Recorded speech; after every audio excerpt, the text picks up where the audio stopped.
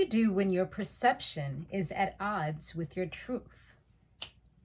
Hey you guys, what's up, what's going on? Welcome back to my channel. Bonjour, bonsoir, buenos dias, buenas noches. Today we're going to be reviewing Power. Okay, we're going to talk about it, so make sure that you comment down below. I want to see what you guys have to say for sure. So we're going to go ahead and dive right into it. This was a really good episode to start off with. So I really hope that we keep the momentum flowing and going just in the same direction. So we get introduced to a new woman who is absolutely ruthless. So this is how it went. Like, this lady was getting proposed to, then all of a sudden these people rolled up like with the guns out and everything. Like, they was ready, they was on that timing. So I'm like, who is this woman with this little pixie cut? Okay, she a little badass. They sound like they got some like Nigerian accents or something. I was trying to gather the accents that the rest of them was having, like the guys and stuff. So yeah, they ended up cutting off the woman's hand who was getting proposed to, because she was like, give me that ring. They wanted to talk about I'm calling the cops, you know, and that didn't really fly too well. I mean, that was like the worst thing they could have said. Chop off the girl hand so she could be tortured and then shot. Like, it was just crazy, y'all. And that was the same ring that we thought was supposed to be for Monet, because it was in Dante's little case, you know, it was in his safe. So that was pretty interesting to see that it was actually supposed to be for this woman, which we'll talk about a little bit more going forward. But remember, he did give it to what's his name, in order for him to like give him some money back for it. So yeah. So yeah, it was crazy because they still killed them even though they was able to get the ring. But I guess it's like, okay, they saw our faces, they know too much, so it is what it is. Now, Effie and Tariq, this seems to be official now, but he's still thinking about Lauen. I mean, she was the love of his life, you know? You can't just forget that so easily. Brayden was expelled from school, which is crazy. So his mother is upset about that, and she feels like Tariq is the hoodlum who was the bad influence that caused his son to do everything he did. I mean, she's not 100% wrong, but there's also a thing called free will, and he chose to do these things. So it is what it is, right? Now, Monet, she's super depressed, and she isn't really messing with Diana like that, because in her mind, she feels like because Diana was so quick to say like that Monet was his mom, and that got him so upset, because now he really realized that there were so many, even more lies than he even realized. He left in such a rush, and then that's why the killer was able to get him. So that's why she's upset with her. I'm pretty sure she feels like it's her fault, and she's just kind of been punishing her in a sense, but with silent treatment, not talking to, well, silent treatment is not talking. Diana's trying to give her food. That's not working. Diana went ahead later on and did like this nice memorial, and she just kind of rolled her eyes. Like, it was just terrible. Like, damn, we know you're hurting, but she's at least trying to make amends and, you know, make up for whatever you feel that she did, even though she didn't really pull the bullet, you know, she didn't like pull the trigger or whatever. So it's not really and truly her fault. It's just that kind of led up to it. But it is what it is. Little does she know that it's her actual husband who's the traitor. But if that comes to pass, I don't know. I think that they're going to be a fatherless family for real. But yeah, she was able to get the penthouse that Dante was staying in, because that was Zeke's dad, you know, and it was to be put into his name. But everything else, the money, all the jewelry, everything else, it all is frozen by the feds, because, you know, that was with dirty money. So yeah, it's really nothing else that she's able to get at this time. So yeah, that's that. But she did let Kane and Dre, she let both of them stay there until she's able to like sell it, because her husband doesn't really want to live there because it's another man's penthouse. Like, dude, whatever. You're just jealous of him still, even in death. Now, Tate, he was able to get Tariq back into his campus because he had no place to go anymore because he was staying with Braden. Now he's kicked out of there. They're in a rush. The daughter's going to be staying there now because now she's in college. And it just so happens that Diana is going to be her roommate because she's able to go to college now, which is great. But like I said, as far as like Tate, he was actually having a meeting with the dean of the school, and Tariq pulled up and tried to find out what's going on with that.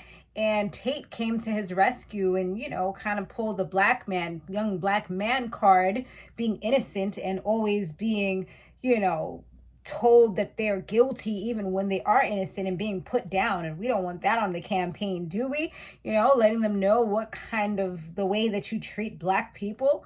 You know, Black Lives Matters until Black Lives Need to Matter. You know what I mean? Like, let's actually put these words into fruition. Well, not into fruition, but let's put these words into action and let's see what you really mean about that. You know what I'm saying? Like, everybody wanted Black Lives Matter until it's supposed to be a moment where you got to show what time it is. And it's like, where you at? You know? So that's kind of what he made this guy step up to the plate and do. He said, you know, the dean was trying to say that a lot of people are saying that they don't feel safe because of everything. But he's like, at the end of the day, he's innocent for right now. You know what I mean? So it looks like he's going to be back. But he was like, if anything else goes down, like, I ain't going to be able to help you. For real.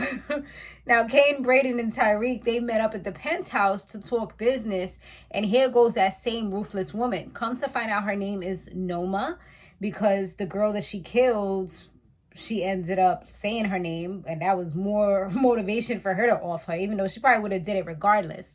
So she was like, that Mecca's dead and you're out here partying in his penthouse. And they pulled out guns on all of them.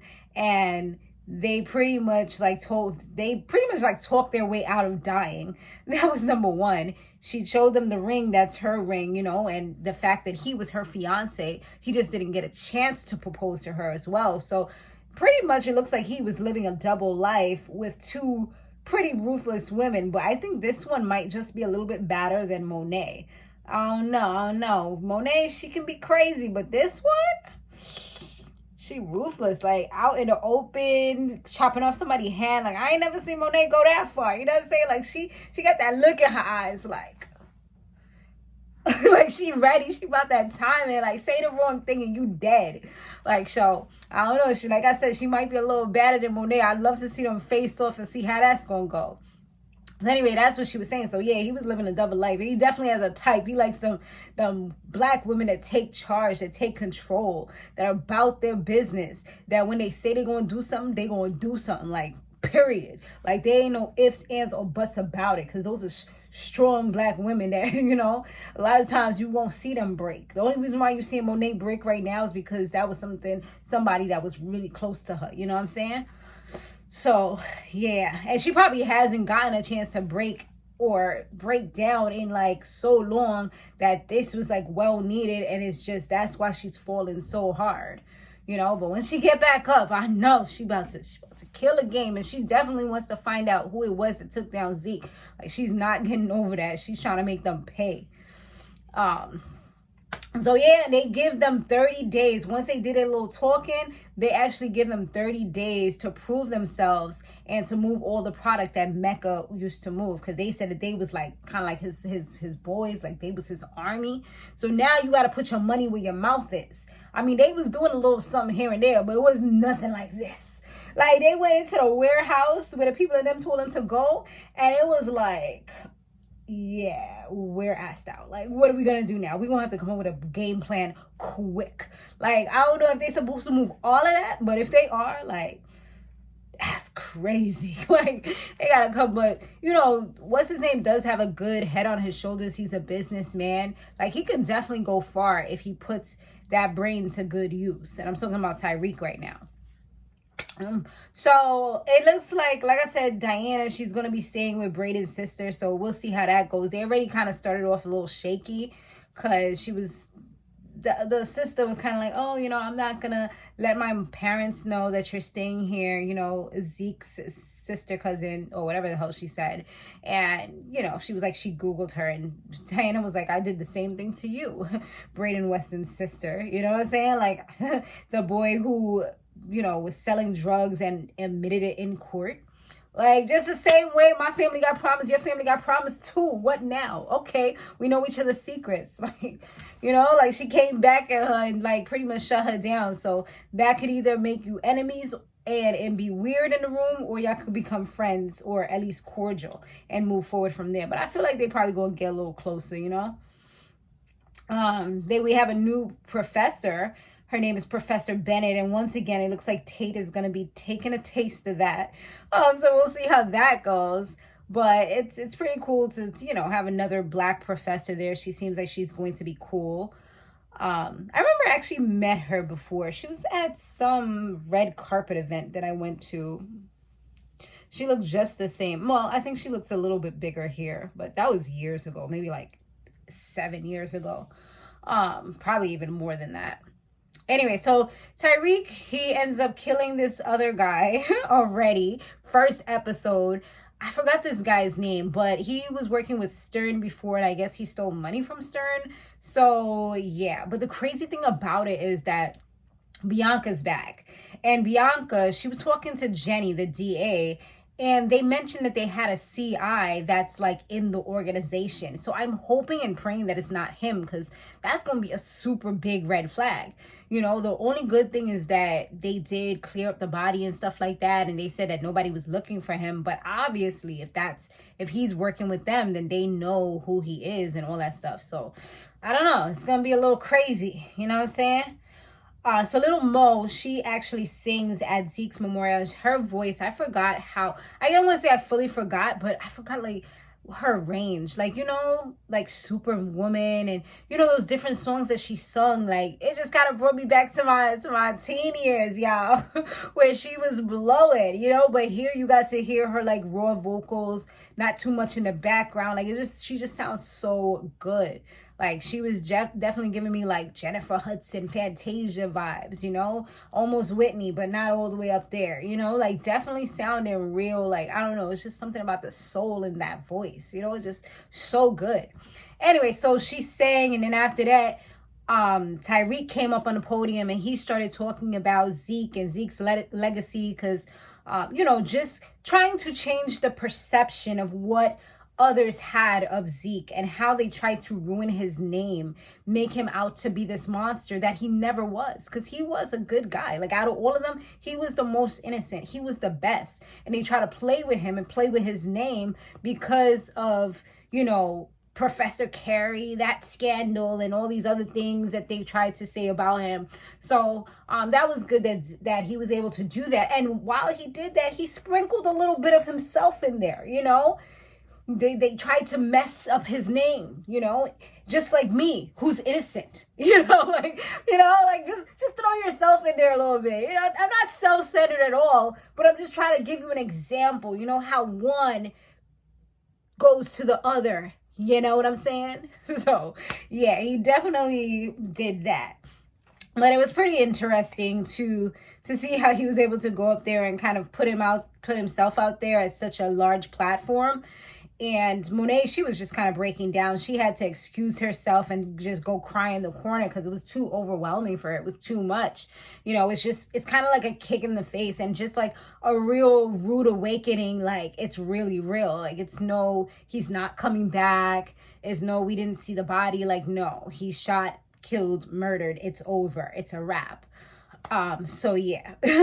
Now we get to where we see Jenny, the DA lady. She was headed out somewhere. She rolls up to this nice little house. We see a young lady there. And his crazy thing was when Braden and Kane, because they were actually going to kill this guy before Tariq did it. They didn't even know Tariq was going to this place. And the way that they were talking, Braden was all talking about he was going to wait for Kane to do it. And Kane's like, nah, like, you're going to do it. You did this before. You did it with Lauen, right? And he just seemed so shook up and nervous. And I'm like, maybe he didn't do it. I'm like, no.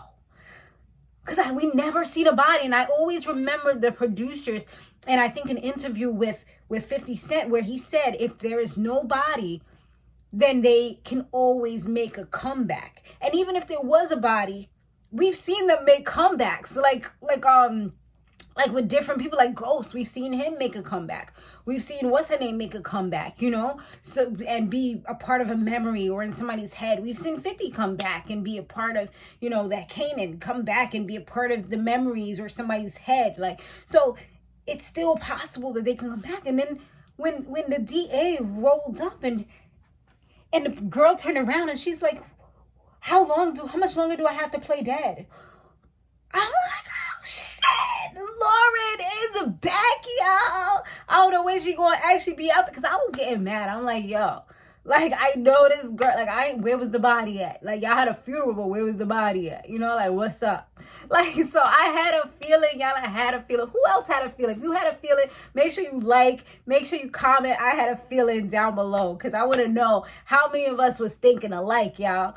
But I'm happy about that. Shit is going to be stirred up when she do come back. Effie going to be dumb tight because she was mad. Like, it's crazy how vindictive and crazy people can be when they're jealous. You know, jealousy can make people do some crazy things. Jealousy can make people put obia on you. Jealousy can make people, like, really want to kill you. Like, really want to, like, take over your life, be you. You know, it's crazy what jealousy will do. I have seen it firsthand, y'all. It's crazy. But yeah, y'all, thanks so much for watching. Let me know what you thought about this episode down below. I look forward to your comments, and I'll see you guys on the next one. Later.